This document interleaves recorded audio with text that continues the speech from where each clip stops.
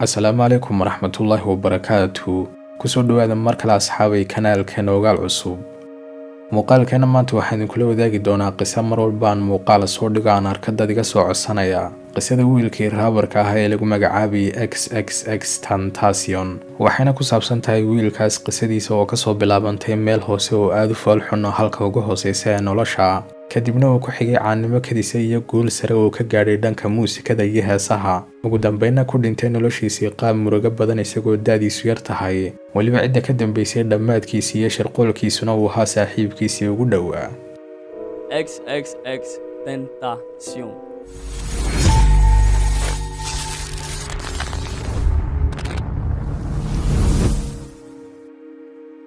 X wuxuu dhashay sanadkii 1998 gaar ahaan wuxuu dhashay maalintii taariikhda ku beegnayd 23 bishii January ee sanadkii 1998 magaciisa dhabtaana waxa lagu magacaabaa Jose Dwayne Ricardo laakiin magaca uu ku caan ka baxay ayaa ahaa midkan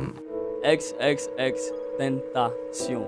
X wuxuu ku soo barbaaray yaraantiisii bilaa aabe sababtoo ah markii da'diisu ahayd 10 sano jir aabihii wuxuu galay xabsiga halka hooyadiina ay ahayd gabadh aad uga adag oo aan si fiican u soo korin mar walbana waxay ahayd mid qaracdo oo disha wiilkeedan yar yaraantiisina wuxuu ahaa wiil aad u dhib badnaa oo aadna u qalqaali ahaa wuxuuna ahaa XXXTentacion mid la dagaalama carruurta xaafadda la dagaalama kuwa ay wax wada bartaan ee iskuulka ay wada dhigtaan maalintii ilaahay keenana wuxuu ahaa mid dagaalamaya oo dagaal ku jira ilaa ugu dambeyn la xidhay isagoo carruur oo daadiisu aad u yar tahay oo lagu xidhay xabsiga carruurta qalqaaliga halkaasna wuxuu ku jira uu ku dhex qaatay muddo 9 bilood ah markii la soo daayayna hooyadii waxay ka xidhatay albaabka waxayna u diiday inuu soo galo guriga isagoo intaa kadibna u tegay oo la noolaaday ayadii wuxuuna ku weynaaday oo ku soo koray wiilkani bilaa waxbarasho balse uu daawaday wiil yar oo ilaa markuu dhashay ahaa wiil aad u dhibaato badan kuna weynaaday oo ku gaadhay da'da qaangaadhka isagoo waxba baran kuna soo barbaaray bilaa aabe hooyadiina ay ka tagtay oo ay caadhisay markuu jiray dhowr iyo 10 sano taas macnaheedu waxay tahay adiga iyo qof walba oo ogaada sheekadiisu waxay ku xukumi lahaayeen wiilkan yar inay noqon doonto noloshiisu X wuxuu ahaa mid aad u jecel heesaha iyo muusikada gaar ahaan dhanka raabka maalin maalmaha ka midana habaryartii ayaa waxay geysay meel laga bartay muusikada iyo waxyaabahaas si uu uga soo barto waxaan uu u baahan yahay uu jecel yahay markaasna wuxuu ogaaday XXXTentacion hibada uu leeyahay dhanka heesaha iyo inuu awood u leeyahay inuu qaraaci karo muusikada arrinkaasna wuxuu ka dhigtay hadafkiisa uu ka leeyahay nolosha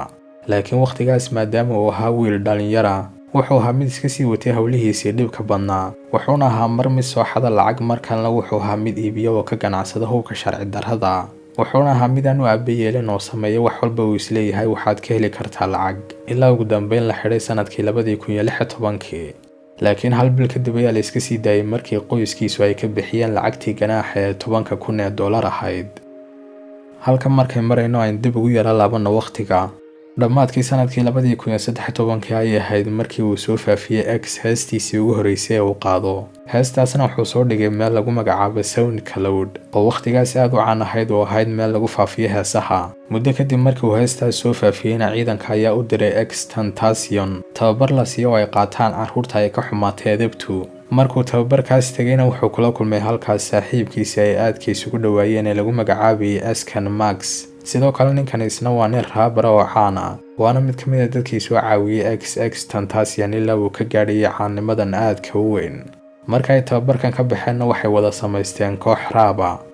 waqtigaas sidoo kale wuxuu ka shaqeeyay XXXTentacion shirkad telefoonada oo ka qaadan jiray saacaddii $4 ilaa $6 isagoo ku gadan jiray wixii uu ka helo shaqadaasna agabka muusikada iyo waxyaabo lagu heeso ilaa uu soo saaray heestiisii labaad sanadku markuu ahaa 2015 heestaas oo ahayd hees lagu magacaabayay Look at Me oo laga yaabo in intiina badan aad maqasheen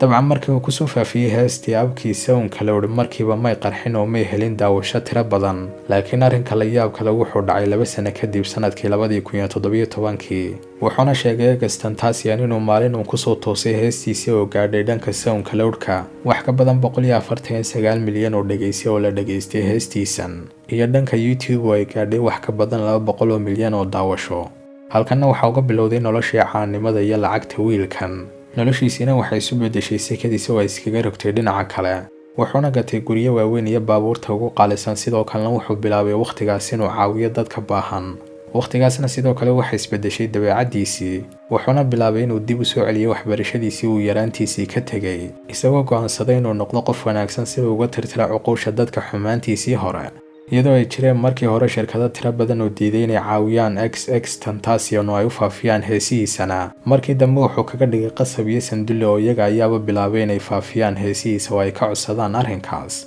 kaliya heestiisii labaad markuu soo faafiyay ayna ahayd markii uu yeeshay caanimadan aadka u weyn ayna eegna imikana sidii loo dilay XXXTentacion iyo dhimashadiisii iyo ciddii qorshaysay ee ka dambeysay oo ahaa saaxiibkiisii ugu dhowaa markastana la socon jiray bostigan ayuu ahaa bostigii ugu dambeeyey ee uu kusoo faafiyey XXXTentacion dhanka Instagram-ka waxaana ku qornaa bostigan in jimcaha soo socda uu aadi doono meel lagu hayo carruurta agoonta oo u geyn doono hadiyado iyo waxyaabo wanaagsan oo kaga farxin doono dabcan wuuna tegay halkii wuxuuna u geeyay carruurtii hadiyadihii iyo waxyaabihii uu siday aadna uga farxiyay oo waxay ugu farxeen si aada carruurtii arrinkan sidoo kale wuxuu siiyey carruurtii waana iyo dhiirigelin inaanay isu dhiibin nolosha oo ay ka guulaystaan duruufaha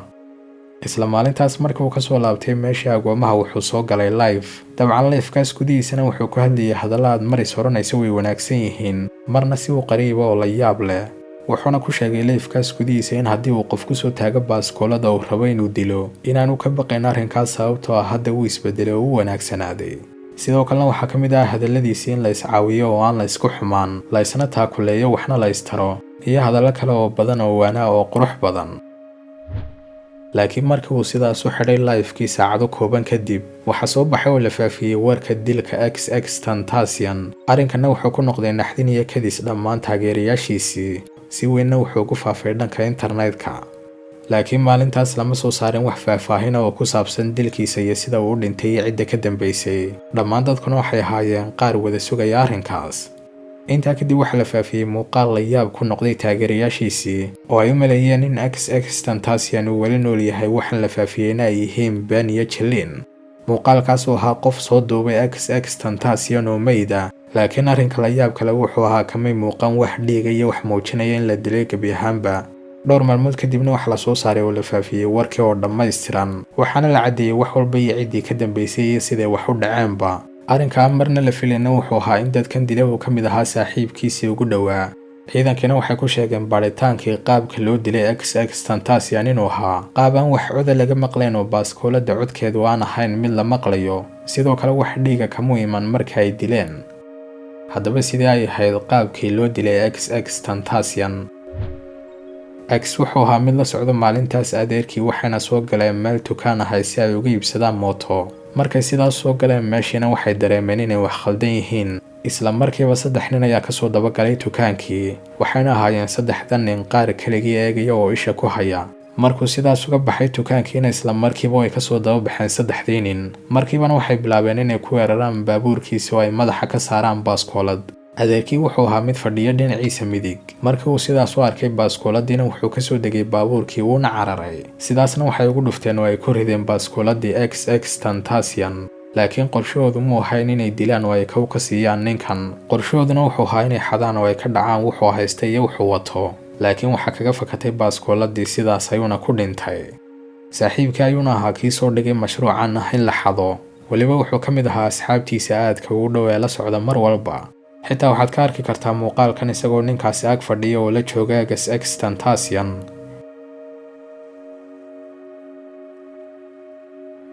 laakiin wuxuu ku soo baxay oo ku noqday Mooryan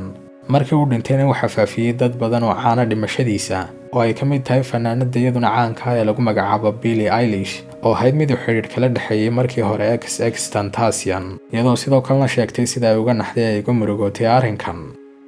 qasadan waxaan ka faa'iideynaa waxaa ka mid ah inaan si buuxda ugu kalsoonaan qof walba iyo talabaad oo ah dhibaatada iyo nolosha adag iyo tacab kasta waxa ku xiga guul iyo fudayd inayna rajo dhigin si walba oo ay noogu adkaadaan arrimuhu intaas aynu ku eegyahay daawadayaal muuqaalkeena maanta ha iloobin hadduu ku qanciyo muuqaalku inaad like saarto subscribe na saar haddii aad ku cusub tahay channelkeena ogaal cusub waad mahadsan tahay